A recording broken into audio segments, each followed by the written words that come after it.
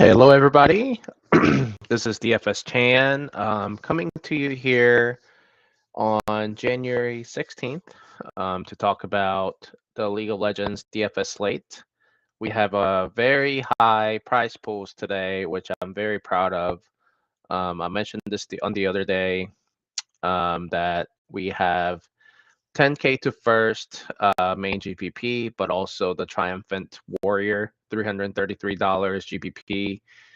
That is I think 100 entries allowed. So I am excited about where this is heading. And, hopefully, we feel responsible to fill those contests as well. I'm hoping that's the case. And we hope to keep this momentum going in terms of, good prize pools for DFS for League of Legends. So for tonight's slate, we have a 2-game slate. It's a pretty lame slate. That's a 2-gamer. It's kind of hard to kind of differentiate your lineups. There will be a lot of dupes. I guarantee there will be dupes for the winner of the main GPP. So that is just how it's gonna go. I think DK, DraftKings just doesn't know enough about League of Legends DFS formats and the variabilities and so forth. So hopefully they keep these same prize pools when there are, LCK, LPL slates. And then I have also requested the customer service or their esports department to maybe mix up the LEC and the LCS slates because they happen at the same time over weekends. And hopefully they do that, and then we'll have some more options and variabilities and so forth to be able to kind of differentiate your bills and so forth. So yeah, let's dive into the 2-game slate. Let me share my screen here and do this right, because last time I did not. So let's do that real quick. All right. So we have, I think you guys can see this now. All right, so we have a 2-game slate. I will go through the odds and so forth. I think it's important to go through the roster changes this early in the season. This is the season opener. This is the season opener for these for the LCK as the league overall, and then also for these 4 teams. We have DRX, Nongshim Red Force going against each other.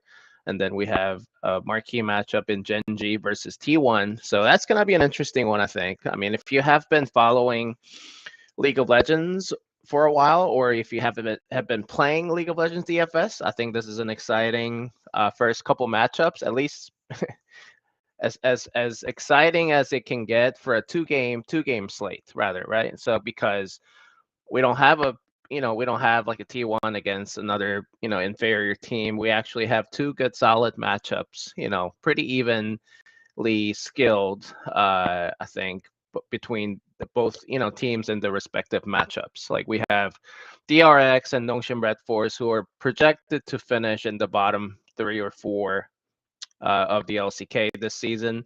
So they're 2 bad teams going against each other. And then Genji T1, as you guys know, are really good teams. And for those of you who may not know, who maybe just started playing League of Legends DFS this year, T1 is the reigning world champions. They won the Worlds Tournament, which is the ultimate pinnacle you can get as a team for a League of Legends team, in the world. But then they also re-signed all 5 players: Zeus, Owner, Faker, Gumayushi, and Keria.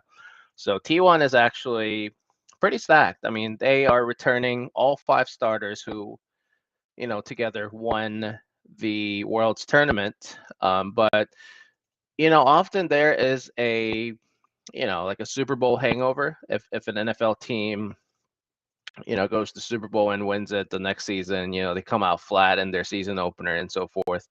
That can happen for T1 as well. I mean, that's just like in any competitive sport, including esports. So we'll see how that pans out. But I do think the fact that I think this is kind of how I'm thinking about it. The fact that T1 actually participated in some of the casual, I think it was like a casual tournaments in Germany and then also in China during the off season. Maybe it just won in Germany, but the Red Bull tournament, which is like more of just a casual tournament to interact with fans and so forth. But they still played somewhat competitively. I know they've been participating in scrims and so forth. So I think T1 will be ready to go. I don't think they'll come out flat, and they also just picked up their old head coach, Coma. So that's going to be an interesting addition for this team as well. I think that only makes them stronger. They already have an identity, having won the Worlds last year. I'm sure they'll continue, but also continue to adapt and so forth. And I'll talk about the patch, the new patch in the game. You can see here 14.1 version of it for week 1. I'll talk a little bit about this, how this could impact some of these teams and some of the players and the way that they would like to play. I think that is crucial to understand, to kind of pick a game winner and kind of analyze, accordingly. So that's about T1. They're returning all the starters, and then Genji, their opponent, is an underdog technically by Vegas odds. But they brought on Kenyon, and then Lehens, who used to be a support for Genji a couple of years ago, but he has returned to his old team. But he's not playing against his old AD carry who was there, who was ruler, but now pays, is in there at AD carry. He's gonna have to get used to Lehens sometimes aggressive support style. I think that will actually mesh pretty well together. I think Pace sometimes has shown that tendency as well. It's I like Pace quite a bit. I think he is one of the top 80 carries now in the LCK. So we'll see how that goes. And as you guys know, Chovy has been there for a long time, and he is probably a model of consistency. I do think he's better than Faker in terms of like skills and individual skills. So we'll see how that goes. And Keen and Kenyon additions, I think they form the new super team in Gen G. Keen is obviously known as one of the top laners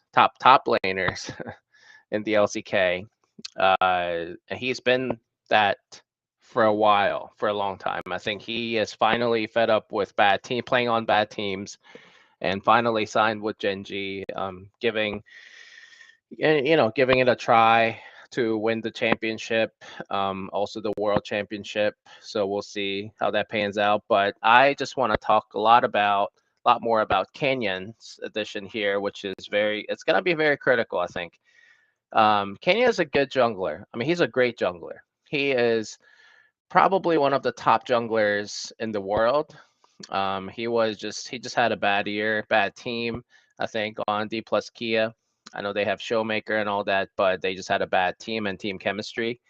I think the fact that he is just not also not a personable player, at least, or teammate, from what I heard, it's not going to pan well. And I think there were some talks about miscommunications already during the scrims. I think it's going to take some time to get used to that for the team. They'll just have to find their own identity, and enough players on the team are adaptable. I think Chovy is willing to, do whatever it takes for the team to win. But I do think Canyon, and then along with Pays and Lehens, that's gonna take some time to gel, I think. So I think that will be an interesting time for the at least during the first few weeks for Genji to kind of explore and and kind of figure out their identity. I don't think they'll be good right away. I mean, they'll be good in terms of individual skills and so forth, but in terms like mid to late game team fights. So we'll see how that pans out, and that's where T1 excels truly. Um, so I have T1 winning this matchup, but I'll go into that a little bit further when I talk about the patch notes. And then the next matchup is DRX versus Nongshim Red Force. Like I said, two bad teams. And then it's an interesting one. If you follow my tweet today, you can see who's starting and who might start for Nongshim Red Force. And that's another thing for LCK. For those of you who are new, and for those of you who are old playing DFS, League of Legends DFS, like you guys know, LCK, sometimes the starters will not be confirmed or announced at least 1 hour before, not until 1 hour before the first game, or the game time rather. So we will get confirmation on the confirmed starters for DRX and Nongshim Red Force. And that's especially important because Nongshim Red Force, like in the mid lane, we're not 100% sure who's starting yet. I haven't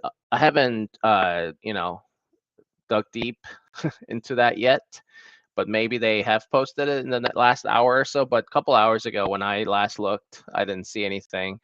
I presume that Fiesta is gonna start at mid lane for Nongshim Red Force, but uh but I wouldn't count on it. Like I think I think it's like a 90-10 that Fiesta he's gonna start rather than call me. But so I mean that's some so I'll talk about that, right? Like and early in the season, we just never know who is going to start over who. And then throughout the season, we don't know who's going to replace somebody, depending on how they look out there on the Summoner's Rift. But Nongshim Red Force, they have returned 1, 2, 3, 4, 5.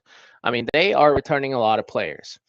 So Call Me is the only one that's kind of new. He has been called up from their academy, or whatever equivalent to the minor league team for Nongshim Red Force, their affiliate. So Call Me has been promoted from that academy team to the LCK level team now, or I guess they call it a challenger team. So from the challengers level to the main level now, the highest level of competition. So I think that's only gonna help Fiesta to kind of feel the pressure to play well and so forth. And I think that's gonna help Fiesta quite a bit as long as he starts. Now, in terms of the fact that they have 4 players returning, I think that's really good. I mean, I think in terms of continuity, continuity is the king early in the season. Continuity with an identity, right? I think some teams kind of like late in the season last season kind of lost their identity, kind of tried out different players, different methods, kind of trying out new things by the general manager and so forth for that team. But Nongshim, actually stuck together. They had an identity, even though I think they're just individually inferior in terms of skills compared to other teams. So maybe that's I mean, that was the sole reason why they lost a lot of games. They just kind of happened to suffer in the early game, in a lot of the games they played in.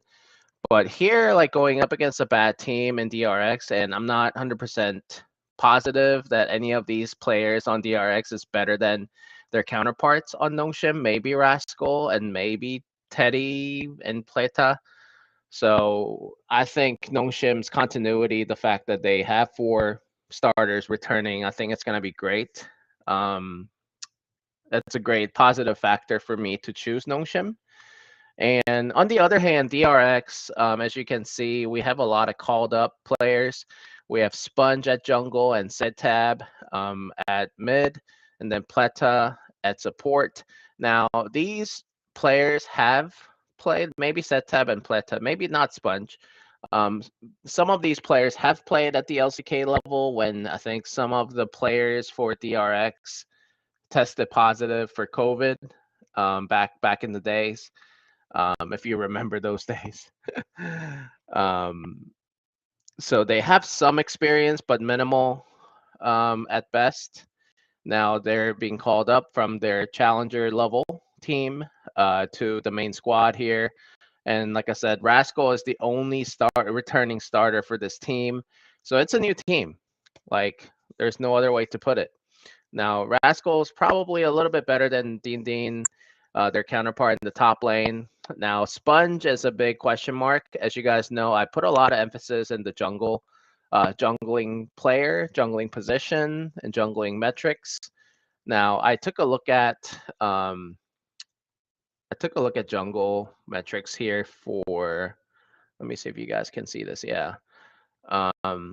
As you guys can see, we see Sponge right here. He is kind of in the middle in terms of EGPM metric that I look at. So kind of like middle of the pack jungler or player amongst the junglers at the LCK challenger level last year. So not very impressive. But at the same time, this is not a dispositive factor in terms of evaluating how good that jungler is, because this number can be affected by many different factors. For example, how that team had performed back in the 2023 summer split. So, but just comparatively, he his metrics are not that impressive, as you can see. GD10, XBD10, kind of in the negative, mediocre. Kill participation and kill share as well, not very impressive. 73%, which is kind of on average, I think, as you guys can see. And then kill share, like, he's kind of toward the bottom, or in the middle rather, I guess. So kind of middle of the pack. I don't know if he is an upgrade. For DRX, so we'll see. I mean, I think Sylvie's gonna play better than Sponge. Now, like I said, as you guys can see, like, I like Nongshim in this matchup, even though they're an underdog. I like the continuity for Nongshim, and I think Nongshim actually will be a pretty popular underdog to pick tonight. Even though it's a 2-gamer, I think all the underdogs will be played. Their ownership will be somewhat north of probably 15-20% still. So yeah, we'll see how that goes. I think that's kind of what I wanted to go through in terms of talking about the players. Now, in terms of talking about the patch notes, I have my notes here. I don't know if I can share that actually or not, but just real quick, I'll talk about the patch for a few minutes. Patch 14.1. As you guys may know, the whole map, the entire map has changed. Not completely, but significantly. Significantly enough, there's a lot more space in the mid lane. Maybe I'll show you guys.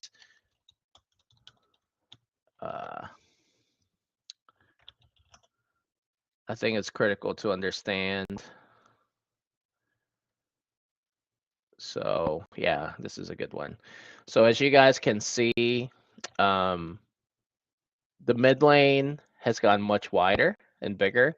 It's gonna be very hard to gank for the junglers, to gank top lane and the mid lane because of the map changes. Now, in terms of how that impacts the players and also DFS, I think it's gonna have a big impact. I think it's gonna have a big impact in terms of top and mid laning phase. I think the top laners and the mid laners will be asked more to do independently. I think the jungler, instead of focusing in the top lane and the mid lane, where it's gonna be hard to make a play, I think that all the junglers, most jungling plays will be made in through the bottom lane, where the AD carry and support is. So how that affects DFS, I like the fact, I think it's gonna have an impact so that jungling, AD carry, and support players, team synergy, are going to be very, very critical on this patch. And I think that also increases the upside for the AD carry compared to the mid laner. So I do think generally, on average, AD carry will score higher than the mid lane. And then also, I think the ceiling for the AD carry is higher, going to be higher, much higher than mid lane. Now, in terms of early team fights that this patch can have an impact on, I think there will be more early team fights. I will smash the total over-under kills for the LCK matchups that are generally low right now. I think the DRX Nongshim Red Force is set at 22. I will smash over on that number before the market catches up to it. And that's a good time for me to talk about the TrueDFS write-up that I do daily after this video that I post on the premium section for TrueDFS, where I will be sharing my favorite bets. I am so far 5-2 with 4-2 so far through the LEC slates, 3 days of worth of LEC slates. So 4-2 is pretty good. So I hope to continue doing so well. And then also I share my top plays and top stacks on the TrueDFS channel and write up. So feel free to go check those out if you want to. But also I'm open to answering any questions. So I just wanted to share the roster updates, my matchup analysis, and also the patch notes, how that could have a huge impact on the DFS side of things and the players themselves on the League of Legends map. So I hope that was enough information. I don't want to keep this video too long, but I just wanted to share that with y'all. But if you have any questions, let me know. Like I said, the write-up will be on TrueDFS. I am available on YouTube, Twitter, and Discord, TrueDFS channel. Until then, I hope you guys put some entries in the main GPP, both the main one, $15 one, and also the $333 one. Hopefully we fill those so that we can keep these prize pools going. And I hope you guys win. And like I said, until then, I like Nongshim in that first matchup and then also T1 in the second matchup. Hopefully that was enough for you. Last thing is the kill upside. Yeah, I mean, I think Genji T1 have a higher kill upside. So I'll go with that. And yeah, if you guys have any questions, let me know. Have a good one.